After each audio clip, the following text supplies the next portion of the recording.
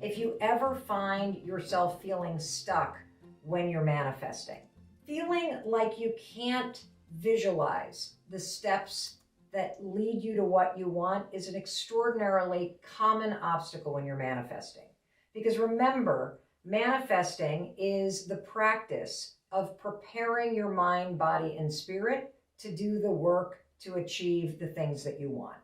And as you probably know, manifesting has 4 different parts to it. First of all, you got to give yourself permission to really have what you want, okay? Because you got to have the thing that you're visualizing be something that is authentically something that you want. Number 2, you must see yourself taking the steps, the tiny actions, and doing the work that will lead you to creating or having what you want. Third, you got to feel in your body what it feels like to do the work.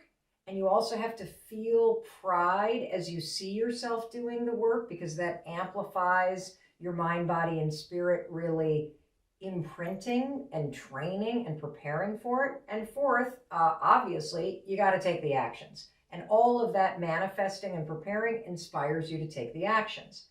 But one place where so many folks get stuck when they start trying to make manifesting a daily habit is you go and you know what you want, but then you sit down and you try to imagine what the steps are that you need to take to get there, and you don't have a clue. Your mind goes blank. If this is you, I'm so excited that you're watching this, because the simple trick based in science is called the power of objectivity. All you got to do is stop visualizing yourself and insert your friend Mel Robbins, or insert somebody else that you love and admire. And the power of objectivity is going to immediately switch you from a blocked mind to one that is bolder and more creative and able to visualize the steps. Now, I'm not just making this up. There's extraordinary research that was just written about in the Harvard Business School Review.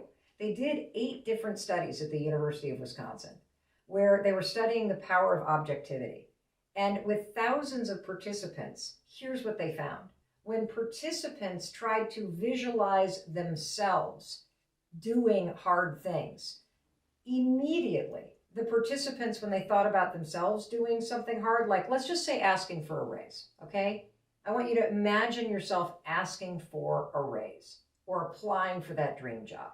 When you visualize yourself doing it, you immediately focus in on minutia. You start imagining all kinds of things that could go wrong. You start arguing against yourself, and doubt comes flooding in.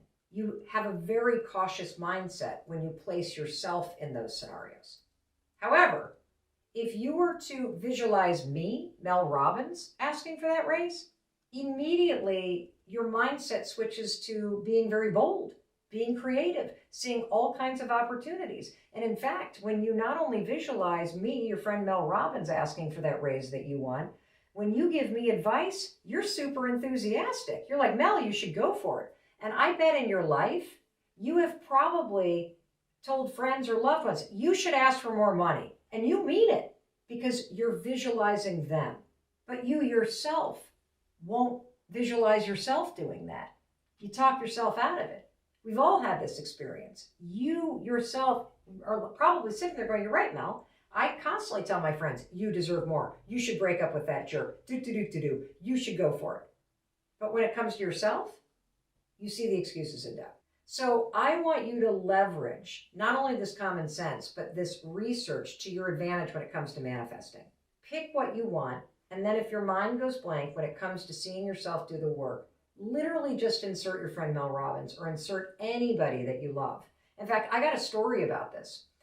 Years and years ago, this would have been, 20 years ago. At the time, I was a life coach, and I had a really small little practice here in Boston. And I went to a seminar that Oprah Winfrey had here at the Boston Convention Center. It was part of her Live Your Best Life tour. And I went to the seminar because I thought, well, this would be a great place to land life coaching clients, right? You got thousands of women at the convention center who all want to improve your life. So I can go and I can network, and who knows, I might meet some amazing women and meet some amazing business partners and land some clients. So I'm sitting in the audience, and the DJ starts playing the music and everybody gets out of their chairs and we all start dancing around with our name tags on. And then all of a sudden the DJ dies down the music and we all settle down and this woman walks onto stage. Now, I didn't recognize this woman. I didn't have my program in my hand, so I had no idea who it was. I had never seen her before. I had never heard her before. When they announced her name, not a clue. All I knew was when she started talking, something inside me was like, zzz, energetically, something shifted. I bet you've had those moments where you're like, boom, you know that something is meant for you. You just feel pulled toward it. Like you can have this experience with a piece of clothing, with a house, with a puppy, with a person, with an experience, with a place. Well, this woman walks on stage and I had this energetic shift that was like, and I immediately felt my body go, you need to be doing that. But what I saw was she's on a stage. She's clearly an author. She's making people laugh. She's inspiring. Oh my gosh, she's a life coach? Well, this person I'm talking about is none other than Martha Beck. I didn't know her at the time, but she's an international best-selling author. She writes for O Magazine. She was clearly speaking on a stage. And guess what? She was Oprah's designated life coach. And so I have this energetic shift where I'm like, I want to be doing that. I want to go from just coaching individual clients to having an impact on a much bigger scale. Now, keep in mind, at the time, I have only been coaching people for 2 or 3 years. I've never given a speech. I had never written an article in a magazine. I didn't have a book. I didn't know how to do any of those things. But I went home from that seminar and I sat down and I cracked open my journal and I'm like, I want to speak on stages. I want to write things for magazines. I want to write a book. I want to impact millions of people. I want to do what Martha Beck is doing. I didn't know how to do any of it. And so I developed this simple tool. Now, little did I know, I was just instinctively leveraging the power of objectivity. Since I didn't know what to do, and I also didn't know who to ask, because 20 years ago, I didn't know a single person that had published a book. I didn't know anybody that wrote for magazines. I didn't know anybody that spoke on stages for a living, and I certainly didn't know anybody that knew Oprah. So I didn't even have anybody that I could ask. There weren't as many articles online, so it's not like I could blog. YouTube was not really a thing, so it's not like I could watch videos. I mean, do you know how lucky you are to be able to research all this stuff?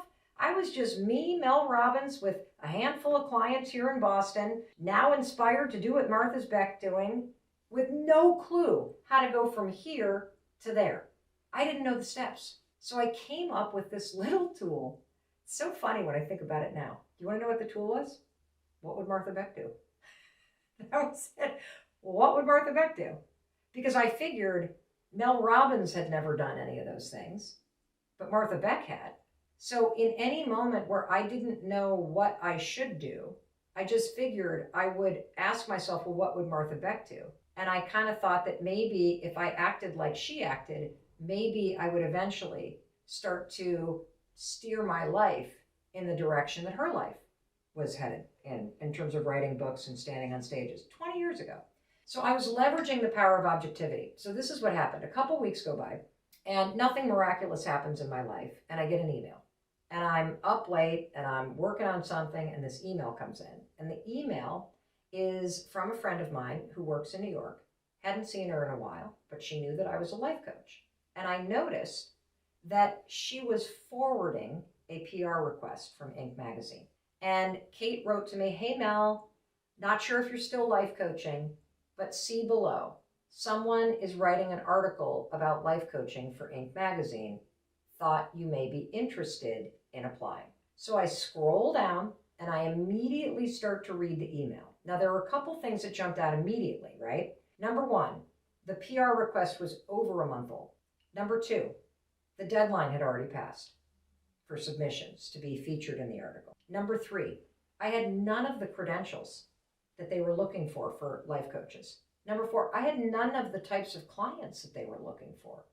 Now, thinking about it from Mel Robbins' point of view, my mind got very cautious and I started to focus on all the minutia. I'm too late. I'm not qualified. I've missed the deadline. They're never going to pick me. Self-doubt started to creep in. Just like it's happening for you when you manifest right now. Your mind is going blank. You're full of doubt, which is why you can't see the steps. I, in that moment, asked myself, well, I know what Mel Robbins would do. Mel Robbins would hit delete and go on with her evening. But what would Martha Beck do? The second I leveraged the power of objectivity and I imagined her in the situation that I was in, my mind got more creative, it got bolder, it got more energized, I saw possibility. I literally said to myself, well, what have I got to lose? Martha Beck would probably just respond. And so I did. I just freeformed the thing and wrote this long email, and then hit send. Do you know the very next morning, the person that had sent the inquiry out wrote me back and said, I've already finished the article. I was about to submit it, but I was so taken with your email that I'd love to come up to Boston and follow you around for a day and include you in the article. And it was that article, which published about 5 months later, that caught the attention of a bunch of people in the media business in New York. And that's what caused this major pivot that happened in my career. Honest to God, it was the power of objectivity and simply asking myself, what would Martha Beck do? So, super common to feel super stuck when you know what you want, but you can't visualize yourself taking those steps because you're thinking cautious. Your self-doubt is consuming you. You are insecure in your ability to actually do those things, so you can't even embrace the visualization of yourself doing it. Simple. Insert someone else. And you can always pick your friend Mel Robbins. Let's just say that you are really inspired to get into home renovations and buying and flipping houses. And let's just say you've always dreamt of doing this and you watch the home improvement networks like it's your job and you just love everything about real estate and flipping houses, but you've never done it. And so when you go to visualize it, you don't even know where to start. Just insert Mel Robbins. What would Mel Robbins do? I guarantee you the second you visualize me in there, you're going to be like, oh, well, Mel Robbins would start studying it. Mel Robbins would take a course on it. Mel Robbins would ask people about it. Mel Robbins would start going to open houses. Mel Robbins would take a class about it. Mel Robbins would talk to people who are doing it. You will immediately be able to see all of the things that I would do because your mind, when you leverage the power of objectivity, gets bold, gets creative, gets enthusiastic. Now what you're going to do is you see me doing the work, right? You're now going to insert yourself next to me. And you're going to see me going, oh, hey, I'm so glad you're here because I could use your help. I want you to take this class with me. And you know what we're going to do this weekend? You and I are going to go to open houses. And you know what we're going to do next weekend? You and I are going to sit down and watch YouTube tutorials on how you get started in this business. And you know what we're going to do the following weekend? You and I are going to read blogs about how you can get financing for doing this. And you know how we're going to do this weekend? And I will walk you step by step in your visualization in doing it. And you visualizing yourself next to me will jumpstart your mind into being bolder, more enthusiastic, more creative. And that, my friend, is the simple trick that you can use in order to leverage the power of objectivity to get unstuck and unblocked when you start manifesting and get yourself moving toward your dreams. I want to talk about like a buzzword that's big in the personal development space now, and that's manifestation. And I know you talk a lot about it, but I think a lot of people get manifesting wrong in that they think that, oh, I'm just going to write something down, I'm going to say a prayer, and then things are going to come to me. And to me, I think that's total BS. I think you have to take action. What's your opinion on manifesting, and how can somebody do it the right way?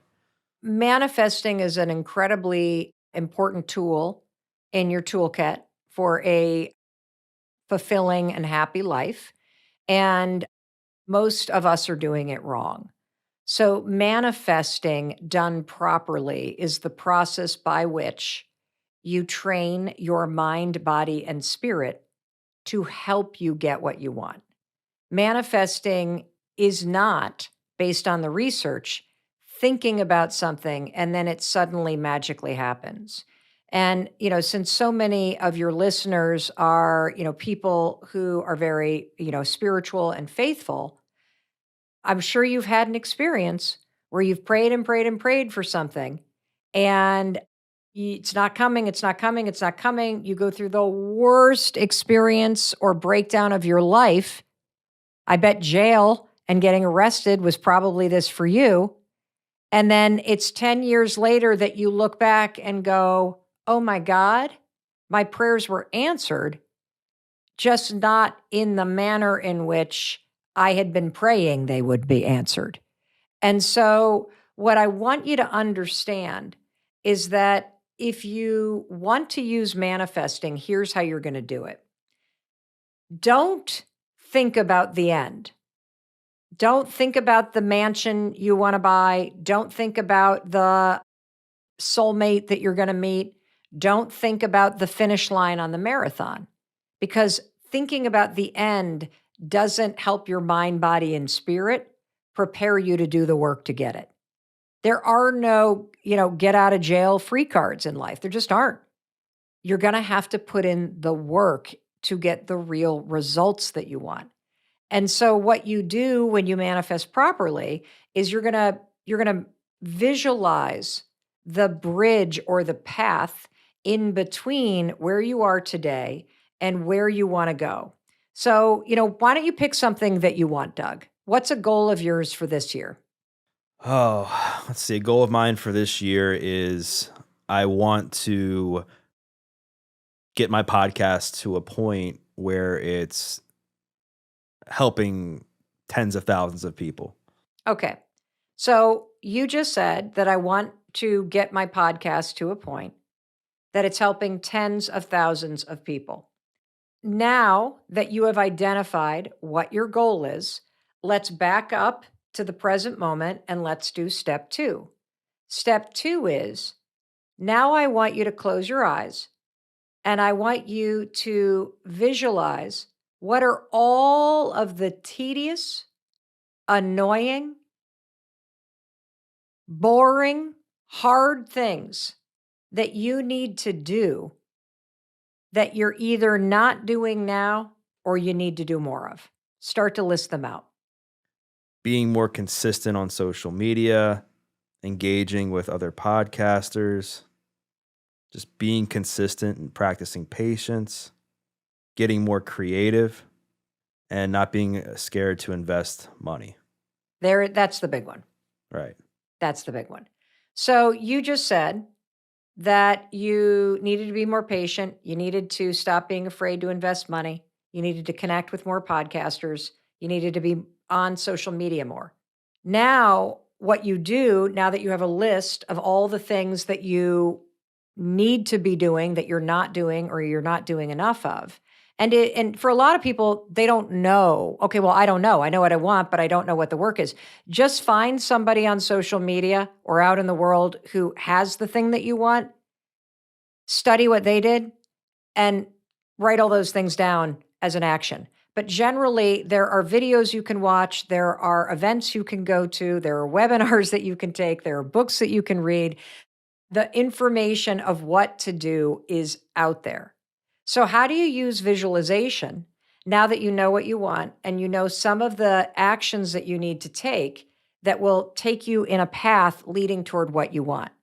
Well, now what you do is every single morning, you're going to add to your morning routine, writing down 5 things that you want. And one of those things is going to be, I want whatever it is that the goal is. In your case, it is, I want my podcast to reach tens of thousands of people, right? Then the why, why you want to do that. Why do you want to reach tens of thousands of people, Doug? Because I feel that I have a strong message and I want people to use hard times to grow and make themselves better and not use it as an excuse to make their situation worse.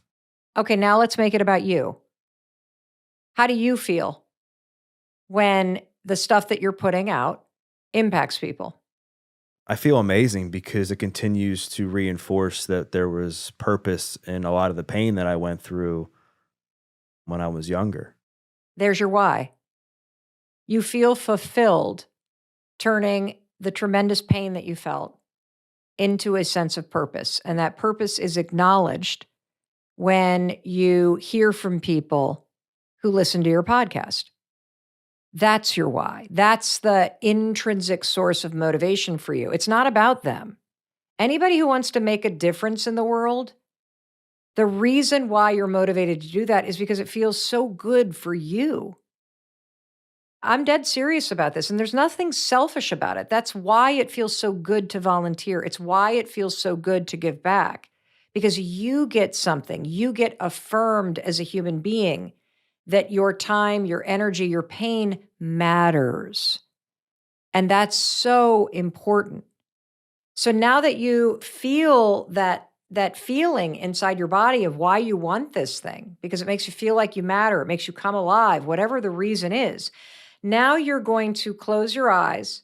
And you said the hardest thing for you is going to be to invest money in growing this podcast. So I want you to close your eyes and I want you to describe for me an image of how much money and what you're actually investing in. Okay, so describe that scene for me. Put me at the scene. So I'm investing in production. I'm investing in somebody to help me do some of the tedious tasks that I'm working, that I'm like staying up super super late, that's can be overwhelming at times because I still do have a training business. I'm investing in travel to network with other podcasters and meet different people at conferences.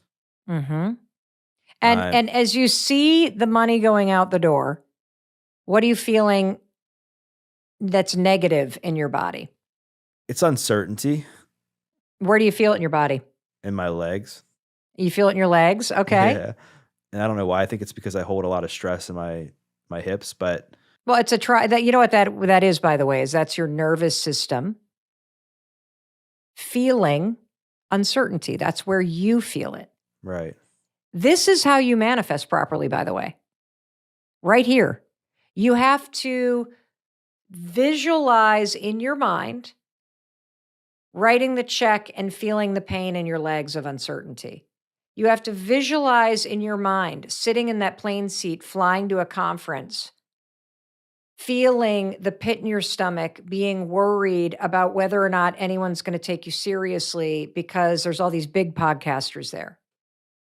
You need to feel your chest contract and squeeze in as you walk up to somebody that you deeply admire and you start a conversation, or you walk up to an event organizer and say, I'd like to apply to be on a panel next year. How do I do that? And your chest gets really tight because you feel like you don't belong there because you don't have the numbers yet, or whatever your stupid story is. When you picture that in your mind and you feel the negative sensation in your body, you are doing resistance training. This is how you align your mind, body, and spirit to not resist the hard stuff. Here's a cool fact about your brain. Your brain doesn't know the difference between you actually spending the money, buying the plane ticket, getting on the plane and flying to that event, or you imagining it in your mind. And when you run through the hard things that you're avoiding in your mind and you allow yourself to feel the negative sensation in your body, you are training and mentally rehearsing the exact same way Olympic athletes do with the 9 sports psychologists that the U.S. Olympic team has to help our athletes prepare. You are mentally rehearsing before the actual event so that your mind and your body are trained to anticipate and push right on through all the stuff that's scary because you've already rehearsed it. That's how you use manifesting to help you do the work to get what you want. Wow. I'm so grateful that we kind of brought that up and that you helped walk me through this. What did you get out of that? Well, I became aware of not only what I need to do, but like what's the fear that's attached to it. What is the fear? Well, the fear is always going to be uncertainty or scarcity, because I think the one thing that's been beneficial to me in my life is that I've always had my back against the wall from being somebody who was a convicted felon in jail, not growing up with a ton of money, that sort of thing, where I've always been forced to just hustle, hustle, hustle, work, work, work, where I'm used to this kind of situation. But on the flip side, the negative is I'm so used to being stressed because I grew up in a stressful environment. I put myself in a stressful environment from selling drugs and doing drugs for a majority of my life when I was younger, so that a lot of times now I've had to become aware of when I'm creating more stress around something that's a good thing instead of something that I would have seen back in the day as something that was bad or whatever. So step one of manifesting properly, according to research and science. First, you have to tell the truth. You have to declare what you want, period. This does not work if you're lying to yourself. This does not work if you're fuzzy about what you want. And so Megan already did step one. She said, I want to move. She even told us that she'd been wanting to do this for a while. And the only thing that's been holding her back is all that negative programming in her mind. So now let's turn to you. Tell me the truth. What's something that you want? And don't be scared to say it out loud. Don't worry, I'm not moving in with you. But you have to tell the truth. That thing that you have an itch to do. That's what I'm talking about. And if you are so shut down that you don't even know what you would want to manifest, let's do the exercise that I have shared multiple times on the Mel Robbins podcast. Every single morning as part of your morning routine, I want you to just take out a piece of paper and write down 5 things that you want. And every morning as you do this, as you give yourself permission to want things, you're training your mind. You're getting in touch with your dreams and your goals. And if you're having trouble connecting with this, I have a free cheat sheet for you. Just go to melrobbins.com/dreambig. I walk you through it. You can download it for free. And you can also listen to the episode we just did on dreams. It's the one we released right before this one. But you have to be honest. You want to know why? Because you're training your brain, and your brain knows when you're bullshitting, especially when you're bullshitting yourself. You cannot half-ass this stuff. Just listen to this question from Rochelle. My name is Rochelle. I am from Ontario, Canada, a small town north of Toronto. So for 25 years, I've had a head full of ideas. I've had half-assed projects and lots of plans. I chose always wishing over doing. Many of my blocks were due to fear, many just basic survival. The idea of goal setting, it really fires me up.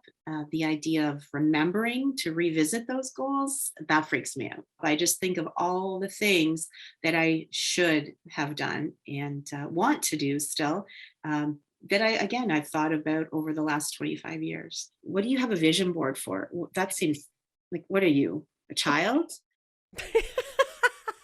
I love you guys so much. What do you have a vision board for? What are you, a child? Rochelle, okay, so first of all, we love Rochelle. We love everybody. And what I love about her is she's admitting to you that she's been thinking about things that she's wanted for 25 years. And she's never getting past the thinking part. Why? Well, because again, the overwhelm, the self-doubt, all of the disorganization, it's stopping her. That's where manifesting comes in. And she asked the question, vision boards, what the hell, am I a child? Let me tell you why vision boards can be important with one huge caveat based on science.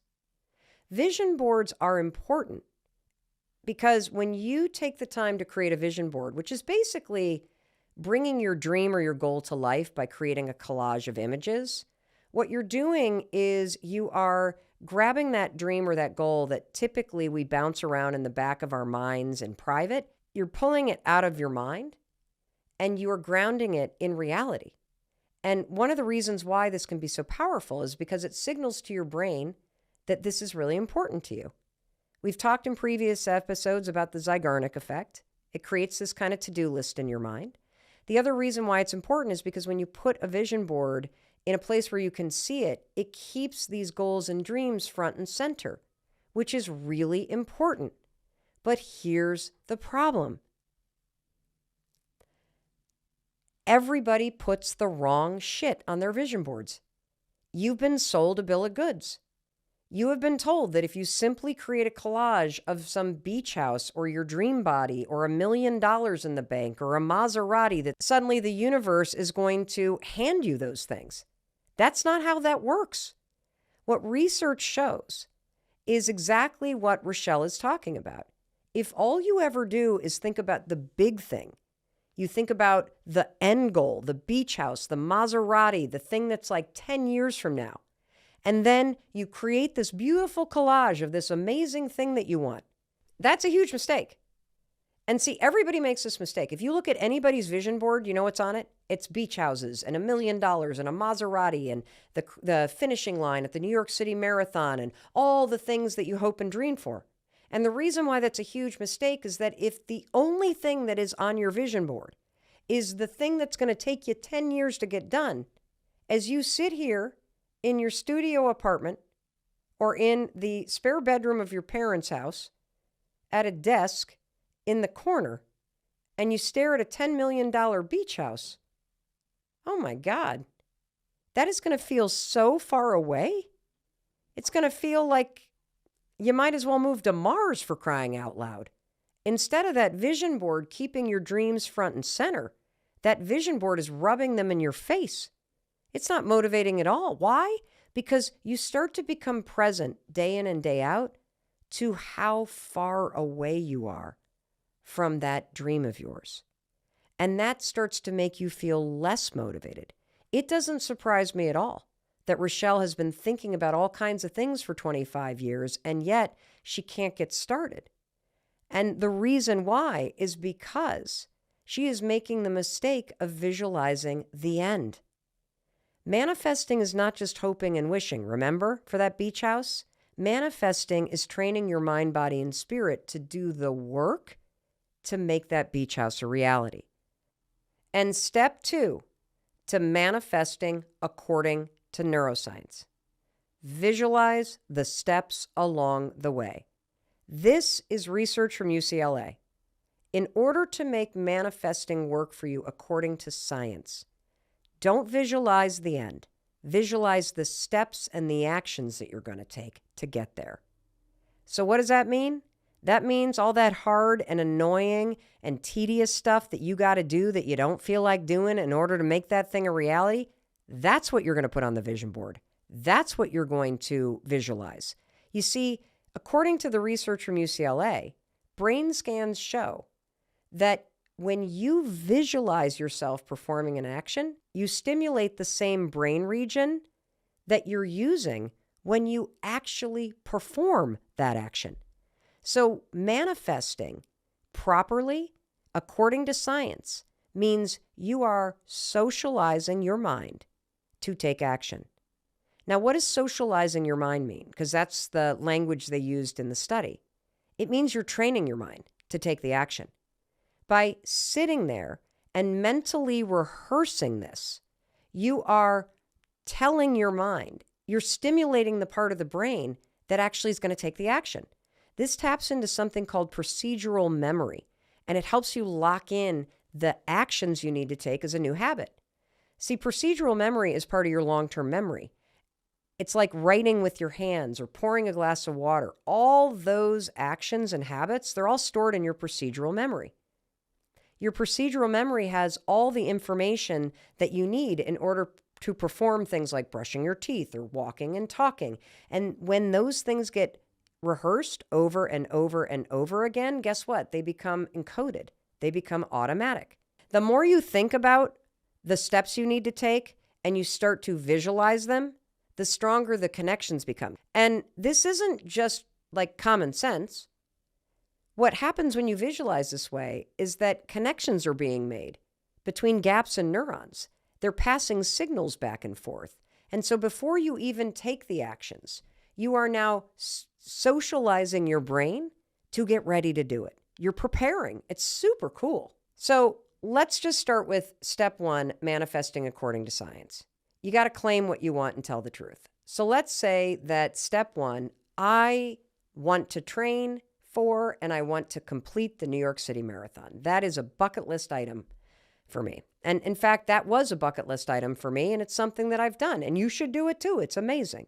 And so, yes, you are going to wake up every day and you're going to write that dream down. But to achieve it, please do not spend any time visualizing crossing the finish line. Please do not spend any time thinking about the roaring applause of the crowd as your name gets announced. Instead, what are you going to do? You're going to use science because you're smart. You're going to visualize yourself lacing up your running shoes when it's 10 degrees outside. You're going to close your eyes and you're going to picture what it feels like to be out there on a training run alone. It's mile 13. You're on your own and your freaking earbuds just ran out of batteries and you're 6 miles from your house. And as you close your eyes and you picture that annoying and irritating moment, I want you to feel in your body the sensation of that moment. And I want you to feel in your body another one. How about this moment? It's 5 a.m. Your alarm goes off. You're exhausted. You look out the window and you see it's pouring rain. And it's a Saturday. And you said you do a training run. And I want you to see yourself dragging yourself out of bed, pulling on your jacket even though you don't feel like it, and walking out that door. And I want you to feel yourself starting to run in the rain, and it's 5:10 in the morning. That's how you manifest. Because here's the thing. That's what you're going to have to do in order to achieve your goal. And more importantly, 5 months from now, when you've registered for that race and that alarm goes off at 5 a.m. and you roll over in real life and you look out the window and it's pouring, you will have rehearsed this moment. So your brain and your nervous system and your body is going to be ready for it. You're going to roll out of bed because you've already been in this moment. You already have seen yourself there. You've already felt the resistance. You not only know exactly how this goes, you've rehearsed it in your mind, and you've now rewired your brain to be ready for it. That's why you can't half-ass this. You got to be dead serious about visualizing the steps you need to take. And so now that you got step 1, which is tell the truth about what you want, get very clear about it. Step 2 is stop focusing on the end and start focusing on the irritating crap you're going to have to do day in, day out to march toward it.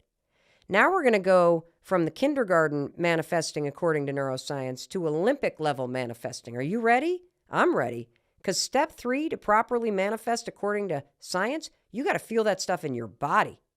I mean, really feel it. You got to feel what it's like to work for that dream. Now, this isn't just Mel Robbins, and this is not even neuroscientists anymore. We're now bringing in the Olympic athletes and all of their team of psychologists because they take manifesting to an even deeper level. When you're on the Olympic team, you call this imagery because it goes way beyond sort of the visualization. An Olympic aerial skier said, you have to smell it, you have to hear it, you have to feel it, you have to feel everything.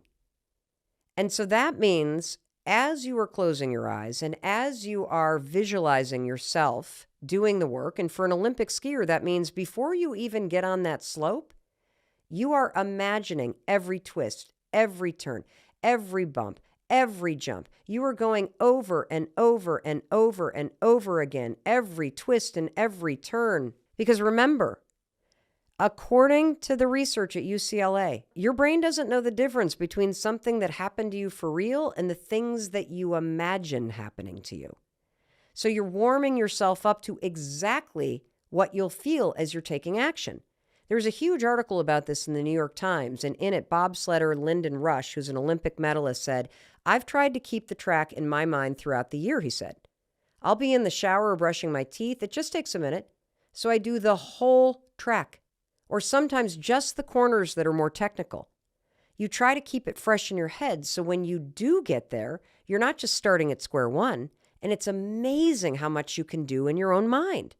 And in fact, one of the things that psychologists use this for with our Olympic team is helping athletes deal with the anxiety and resistance that comes up when they're about to go back into racing after an injury. And so this sort of imagery, this deep manifesting where you feel it. So what does that mean? You got to smell the air. You got to feel the wind. You got to really put yourself at the scene. You know, when I was a young trial lawyer, I used to work for the Legal Aid Society as a criminal defense attorney. And when I was being trained to do trial work, they used to say, when you're talking to a jury, you have to put people at the scene.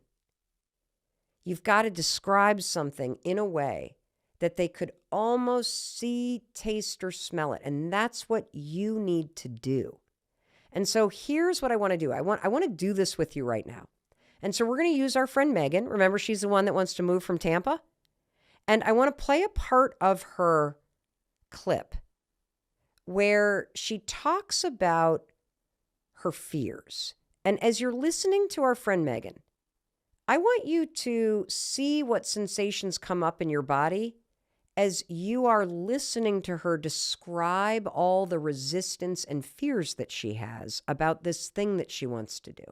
My biggest fear is just getting there and then being like, why did I do this? I'm alone. I have no family or friends here. Who knows when my family or friends are going to visit me, even if they will. Is this going to cost me a lot of money? And now I put myself in like a bad financial situation. What if I lose my job and I'm in a new city? What if I hate it? You want to know what Megan's doing? She's manifesting. She is letting her fears rehearse the worst case scenario. She has trained her brain and her nervous system to be terrified of this move.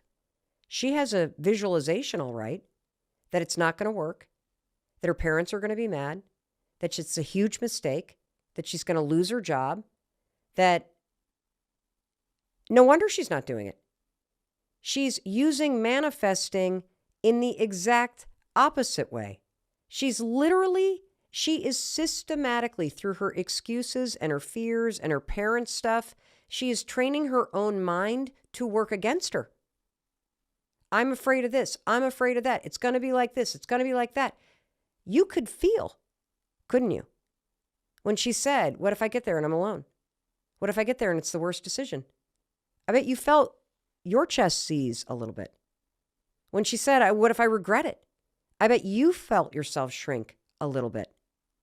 See, her excuses have trained her mind and body to resist taking the action. You do the same thing. Every time you look at the thing that you want, that itch that you have, the dream that you have, the goal that you have, and you're like, but this, but that, but what about the other person? But you're visualizing all the negative. And this is why you're stopped. And so instead of mentally rehearsing your deepest fears, let's just flip this. Try visualizing it being great. I mean, instead of going, what if it doesn't work? What if it all works out? What if this is the best decision I've ever made in my entire life? Visualize saying goodbye to your parents and packing the U-Haul. Visualize yourself alone in the apartment. Go to that really scary moment where you're there alone and you feel yourself getting anxious. But then visualize yourself putting your shoes on, leaving the house, going to that event you signed up, even though you didn't feel like it, and bumping into somebody and making a new friend. Visualize your mom calling and saying, I miss you. I wish you have it. And as you look out at the mountains or the oceans or this whole new city that you live in, feel the pride inside yourself that you took the risk and that you're going to see her next month when you go home. And in a weird way, visualize and feel how this distance and you growing up has made your relationship stronger. Visualize that moment where you lose your job and going, but that's okay. I didn't like that job anyway. And I've met so many people here that now I'm networking and I've just landed something new. Visualize yourself winning. So I think you're getting this. I know you're getting this. Let me just recap because you know nobody gets left behind on the Mel Robbins podcast. Step 1, tell the truth. Your brain knows BS and we need the truth from you. What do you actually want? Step 2, you're going to use neuroscience, which means you're going to visualize and feel in your body all the little things you have to do, the annoying, the irritating. I want you to see it, to smell it. I want you to see yourself falling down or being scared and then picking yourself back up. And feel the pride. Push through the resistance. There you are doing it. Rehearse it in your mind over and over and over. And what you're really doing is you are decoding all the resistance that your fears put in. And you are encoding and rewiring a whole new track, a tape in your mind that shows you doing the work and making it happen. And this is what Olympic athletes do. This is what Mel Robbins does. This is what successful people in business do. And this is what you're going to be doing now. And so now I want to teach you something else, because I think what's going to happen is that you're going to get all excited and you're going to identify and tell the truth about what you want. And you're going to sit down and you're going to go to start visualizing the steps. And then something interesting is going to happen.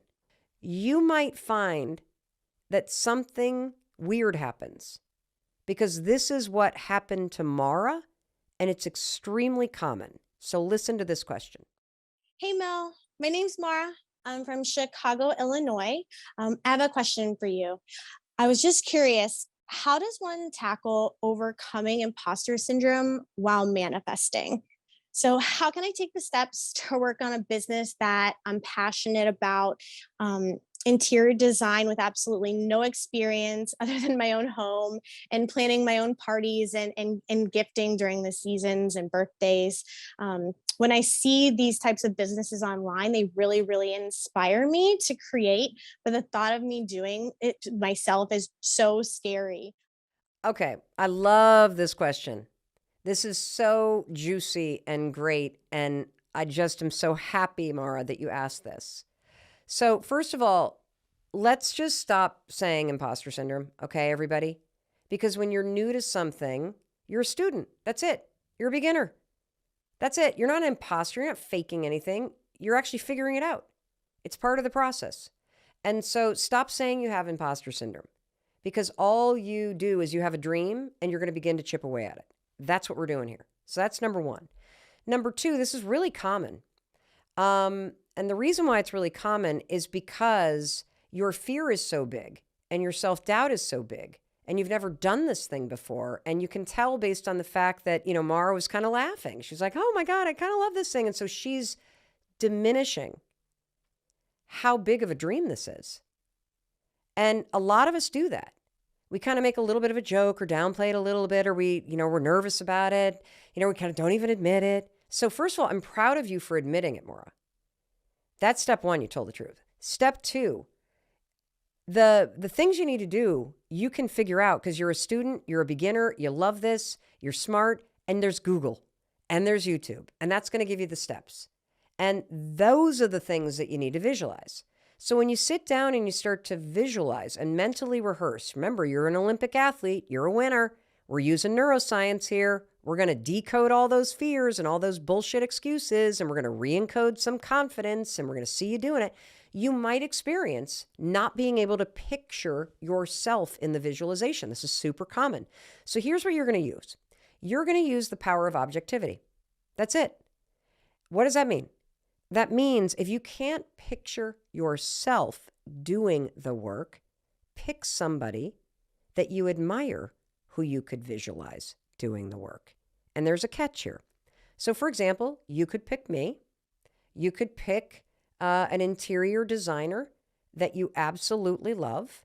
There's so many of them online that you could pick from, that you can follow on Instagram, and you can imagine them in there taking the certifications, asking their friends if they could stage their apartment for an Instagram photo shoot, networking with realtors, trying to get a job in a design firm, or heck, in an amazing furniture retail location. So you start to kind of build up the acumen. There's all kinds of things you can do. If you can't picture yourself doing those small steps, put in me or somebody that you deeply admire who's already in the interior design business. Your mind will allow you, through the power of objectivity, to imagine someone else. Now, here's the catch. Here's the catch, because remember, I'm the O-line. I'm your offensive lineman. I'm clearing the path, so I'm not doing this on my own. I'm doing this and I'm in your visualization so you can score with the ball. So at some point in that visualization, let's just say you get a job at one of your favorite retail stores that sells furniture and is in the design business. And let's just say you put me in there and I'm the one that's managing the store. At some point in that visualization, I want you to visualize me turning around and extending my hand and saying, "Come on, Maura, it's your turn. Come here and help me." And let me invite you to join my side in your visualization. Visualize us doing the work together. It's a super awesome hack. And using the power of objectivity, we can work around that blind spot in your brain until you're ready to fire Mel Robbins from that job. And now you can start visualizing yourself doing all the steps you're scared to take now. Super cool. Now let's get to step 4, because this is probably the most important part of manifesting according to neuroscience. And I think absolutely everybody forgets to tell you this part. Let's play Cynthia's question. Hi, my name is Cynthia. I'm from Temecula, California. My question was to Mel, how do you go about manifesting without feeling like a sense of selfishness? I was raised in a very strict Catholic household. And when you asked for things, it was kind of like you had to do something in return. So I feel like when I'm asking the universe or God, whatever you believe in, for my things that I'm manifesting, I feel like I owe somebody something or something's going to get taken away. So it makes me a little nervous to ask or manifest. Cynthia, I got to tell you, you're right. You're right. When you manifest, it's not selfish at all, by the way. It's an act of self-love when you train your mind to help you get what you want. But when you manifest, you are going to owe somebody something. And you know what you owe them? Fucking work. That's right.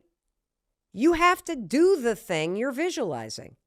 When you sit there and you intentionally, mentally rehearse the steps you need to take, there is something that you owe the universe and you owe yourself, and that is to take the action.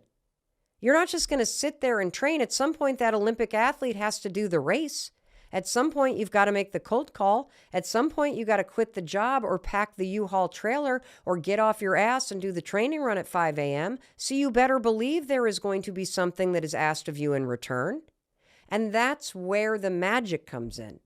Because the magic is in your actions, and manifesting according to neuroscience just gets your own fears and people's judgments and your childhood wiring out of the way so that you can take those actions. True science-backed manifestation. It's not as sexy as The Secret makes it seem, and it's actually not as complicated as a huge PhD study makes it seem. You just have to do it. That's it. You have to take the actions. You do owe the universe and yourself something. You owe yourself the actions, the effort, the work that's required. That's what your dreams demand. I talk about this all the time. You know, we all want to believe that somehow you're going to close your eyes and imagine what you want and it's going to magically happen. I'm sorry, that may happen on TikTok or in Disney, but that is not how the real world works. The way that you are going to make something a reality is you are going to declare that you want it, and then you are going to tediously, annoyingly, wake up every single day and push yourself to lay one brick in a path with one action every day. It's not going to be easy, but day by day, week by week, month by month, year by year, action by action, as you visualize yourself taking the steps, and then you actually push yourself to do the steps, you will wake up and realize you have paved a brick path to your dreams. And you are now, 10 years later, 5 years later, sitting on the porch of your ocean house. You are crossing the finish line of the New York City Marathon. You are making the final turn in that giant slalom race. That is how this works. So you do owe something. You got to put your skin in the game and your ass on the line. And you do that by waking up every day and taking one of those small steps forward that you visualized and practiced and rehearsed by manifesting properly according to neuroscience. Now let me say the final mistake. You ready for the final mistake? This is mistake number 4. You get impatient. I cannot tell you how many people literally give up on their dreams and they are one audition away from making it. Or how many people stop working on their business and they were 1 hour away from the breakthrough that they needed in the financial model. Or you give up on that novel or cookbook you wanted to write because you got frustrated by the creative process. You make the mistake of thinking just because this is getting hard or it's boring or it's tedious, it's not working. Here's the thing I need you to understand. When it comes to achieving your goals and your dreams, there is no timeline involved. You have to give up the when, and you got to stay focused on the why and the how. And you now know the how. The how is using neuroscience to remove the resistance in your mind and your nervous system and your body, and then pushing yourself to do the work, because manifesting is not magically making something appear. Manifesting is preparing your mind, body, and spirit to do the work to make it a reality. Overnight success does not exist, period. Yes, there are a lot of people that are gotten lucky. Yes, privilege is real. Bias is a fact. And it is really easy to get jealous. But what you aren't seeing when you focus on the end result is the years and years and years that went into this moment. Like, a lot of people are looking at me right now and they're like, holy cow, this is one of the most successful podcast launches in history. How the hell did that happen overnight? It didn't. This has been in the works for 10 years. I have been chipping away at it, doing the work behind the scenes before I even launched this thing. You have to ask yourself, I think, when it comes to the big stuff, are you willing to work 10 years for it? Are you willing to work 10 years for that beach house? Are you willing to work 10 years for that $1 million in the bank? Are you willing to work 10 years to get that PhD, to heal your trauma, to be happy? Because that's how long it might take.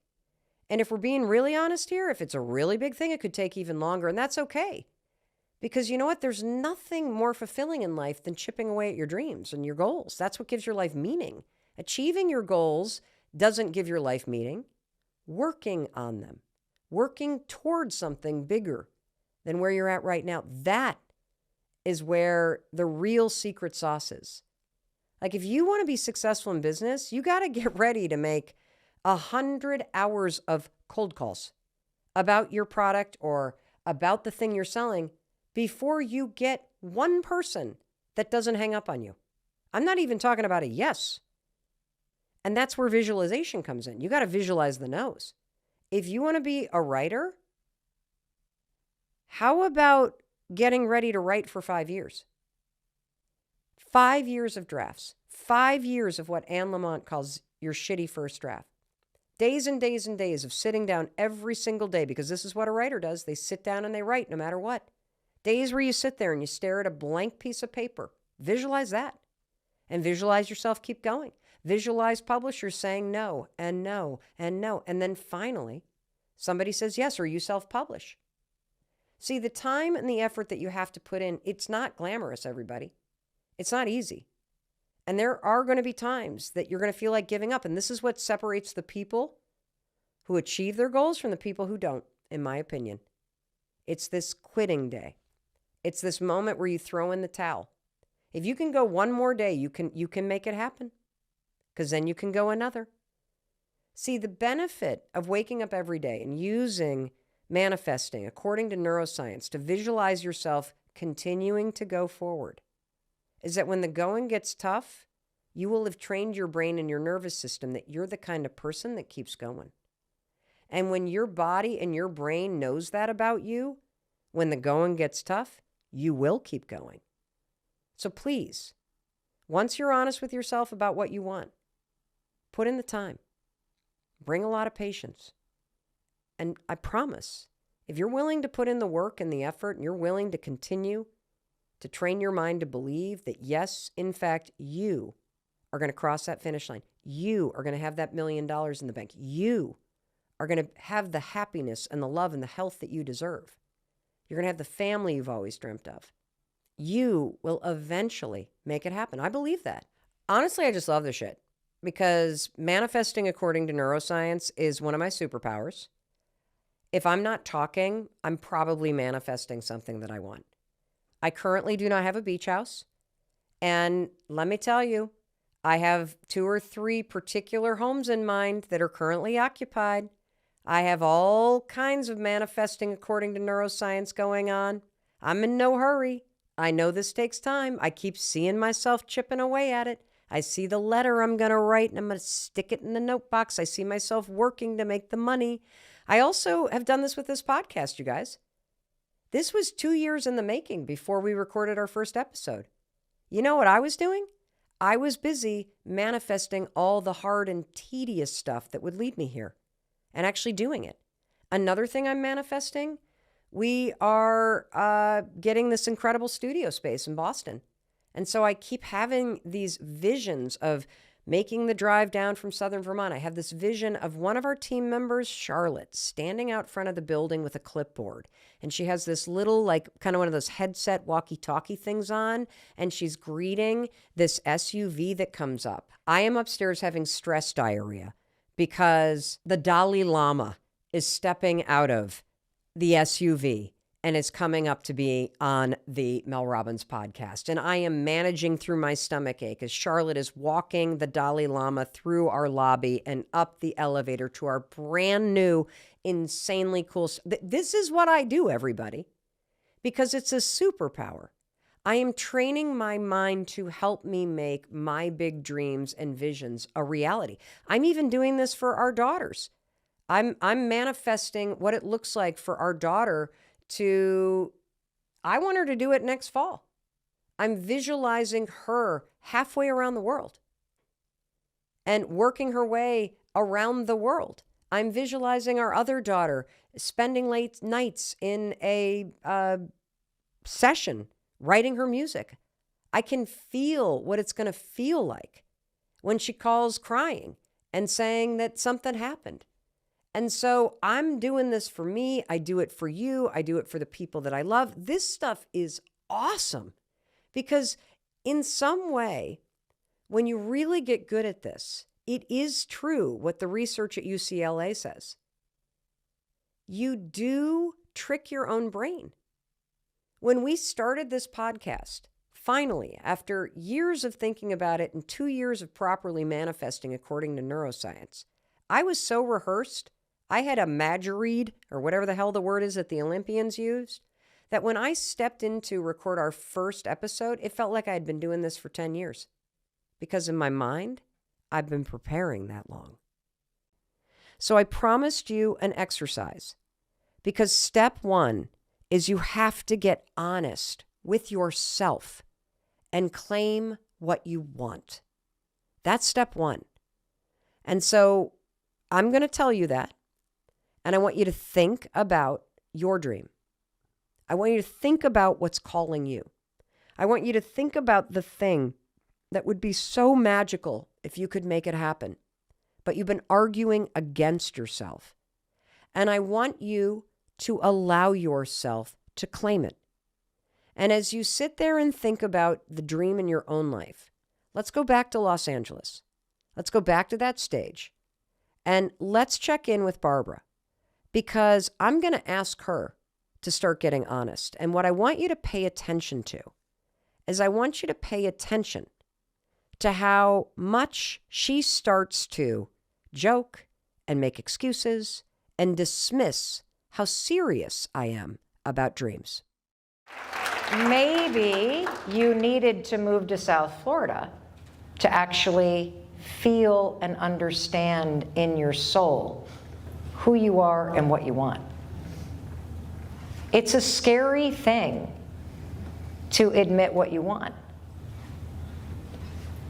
Yeah. Because it's true. It might not happen. Right. Yeah. And it's not, I've come so close to it happening so many times, and it hurts so much. It's all so scary. There's part of me is like, no, don't do that. But why is it scary? Because I don't want to go into debt, and I want to like be at least somewhere. So I thought, well, I have this, But here's what I want you to understand. You have not gotten honest with yourself about what you actually want. You're putting all the energy into, but I don't want to go into debt, but I don't want to do this, but I don't want to do that. So then you do that anyway. Yes. That's the first step, honesty. And it's very sobering when you get honest. Because for many of us, I mean, look at me. I spent 11 years making excuses for why I couldn't start a podcast. And all those excuses and the dancing around and the, brushing it off and the, I'm not really that serious about it. It's painful. Your dream isn't painful. Like she's talking about how scared she is that the dream's not going to turn out.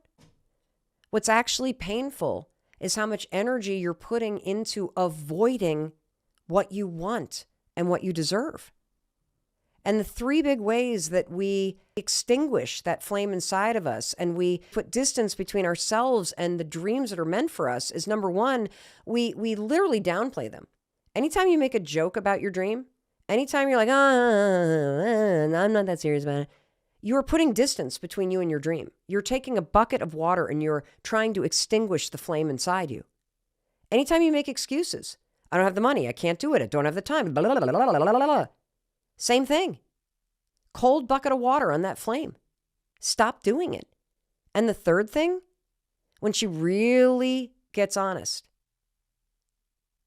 when you have that moment of reckoning with yourself and you can claim what you want, it's terrifying. It really is, because you allow yourself to feel desire. You allow yourself for just a second to feel possibility. Just imagine how incredible it would be to do a stadium tour and sing your own songs. And when you allow yourself to entertain the fact that that's the dream that's meant for you, you allow yourself to stand close to that flame. You allow it to burn a little brighter. And then we get scared. What if it doesn't happen? And you convince yourself that your dream is scary. And your dream isn't scary at all. Your excuses and your fear of it and your joking is what's scary. And so how do you keep this dream alive? And this is a really important exercise, particularly for those of you who say, I don't know what I want, Mel. I don't know what my dream is. I have a very simple exercise that I have taught to hundreds of thousands of people. It's backed by science. And this is an exercise that is going to help you get back in touch with dreaming. See, I think part of the problem is that we've all gotten into this mode where we don't want to get our expectations up. So we put a lid on our own desires. We don't allow ourselves to want what we want. We don't allow ourselves to be in touch with the things that we really long for. And it's the fact that you won't even give yourself permission to dream. That's also making you feel unworthy. And so how are we going to tap back into this dream inside you? How are we going to get your desires flowing freely? How are we going to get you to start to believe that you're worthy of the things that you long for? I'll tell you how. It's very simple. Every single morning, you are going to make a cup of coffee or tea, and as part of your morning routine, you are simply going to write down 5 dreams a day. That's it. 5 dreams a day. You are going to make it a habit to claim what you want if only by writing it on a piece of paper. And having taught this to hundreds of thousands of people, I already know what your questions are going to be. Are they the same things I write down? Are they big things? Are they little things? Are they things that can happen? What are they, Mel? Here's how you're going to do this. Do not overthink it. Sit down. You have a blank piece of paper. And just write down 5 things you want. It could be, I want that new Gucci handbag. And you might not be able to pay for groceries right now. It might be, I want my puppy to stop pooping on the living room rug. It might be, I want to be the #1 podcast host in the world. It might be, I want to do a stadium tour. I want to write a song that helps heal the world. I want to have a wonderful relationship with my mom, who I currently hate. Your dreams are yours. Do not judge them. Do not shrink them. This exercise is about clearing out the blockage and the gunk that has blocked the highway between your heart and your soul and what you will give yourself permission to want and desire in your life. Your self-doubt, your feeling that you're not worthy, your excuses, your people-pleasing, it's all blocking your access to this longing, to this dream within you. And so we got to just get the gears turning. We got to get these, like, kind of the, I don't even know what you call it, but this is a way to, like, grease the gears and get you free flowing. Why shouldn't you do a stadium tour? Why shouldn't you have that new Gucci handbag if that's what you want? You can certainly do the work to get it. Why shouldn't you be happy or healthy or heal your cancer? These dreams are there for a reason. We got to get them out of your head where you bury them with excuses, and we got to get them into the world in real time where you can see them on a piece of paper. Now, reason number 1 why you're going to do this, 5 dreams a day. They can be the same dreams. They can be different dreams. They can be big dreams. They can be little dreams. They can be thematic. They can be specific stuff. They can be anything you want. We just need to get your dreams and your desires flowing freely without you putting the lid on, invalidating, or arguing against them. So there's a second reason why this exercise is so effective.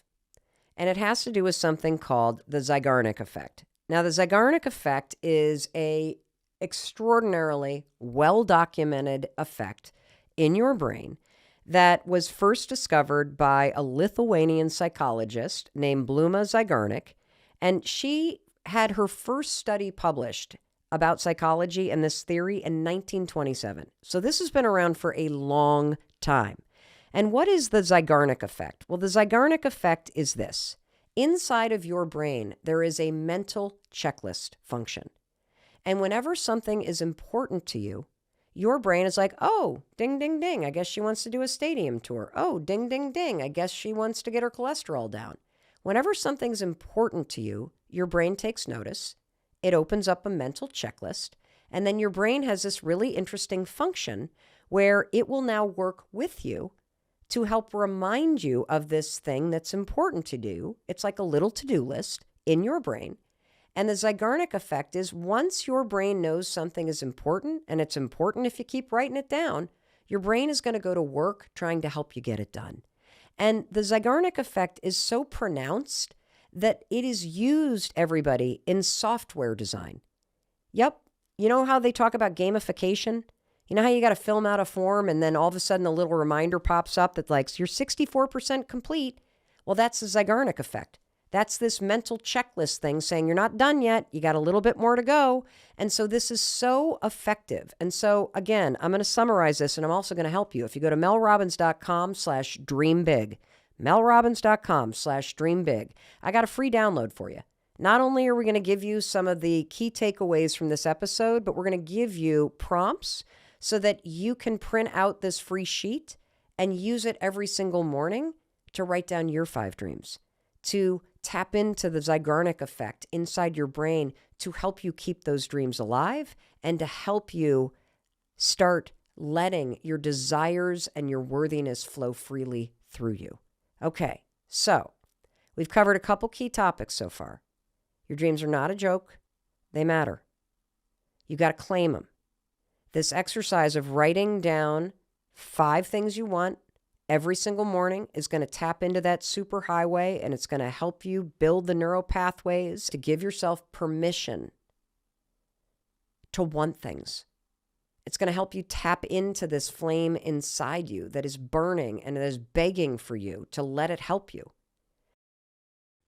Hey, it's Mel. Thank you so much for checking this video out. And if you like this one, I have a feeling you're going to like this one too. I'll see you there.